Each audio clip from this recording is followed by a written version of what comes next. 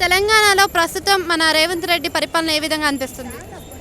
చాలా ఇబ్బందిగానే ఉన్నది సార్ మేడం. ఉన్నోళ్ళకే వస్తుంది లోన్స్ కానీ మాఫీలు కానీ ఉచిత బస్సు కానీ అంత అనిపిస్తలేదు. మామూలు పని లేని వాళ్ళు కూడా బస్ ఎక్కి పని ఉన్న వాళ్ళకి ఇబ్బందులు కలుగుతున్నాయి. మొన్న 18వ తారీఖు కూడా రుణమాఫీ చేసేసాడు కదా, మరి రుణమాఫీ అందరికీ అందిందే కదా? ఎట్లా అంటుంది మేడం?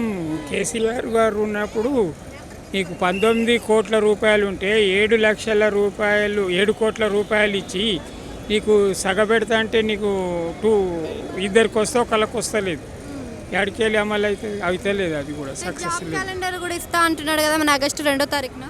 అది కూడా అనుమానంగానే ఉన్నది కాంగ్రెస్ ప్రభుత్వం. గవర్నమెంట్ ఉద్యోగాల్లో యువత అందరు కనిపిస్తారు ఈసారి అని అంటున్నాడు కదా.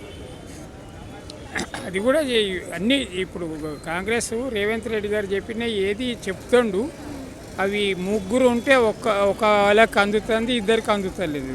మన రీసెంట్గా చూస్తే చంద్రబాబు నాయుడు అండ్ ఇంకా మన రేవంత్ ఇద్దరు కలిశారు కదా, ఇద్దరు కలవడం వల్ల ఏదైనా డెవలప్మెంట్ గురించి మాట్లాడుకొని ఉంటారు అనుకోవచ్చా? వాళ్ళు మొదటి నుంచి ఫ్రెండ్స్ కదా, కలిసి ఉంటారని అనుకుంటున్నాం అంతే. Thank you.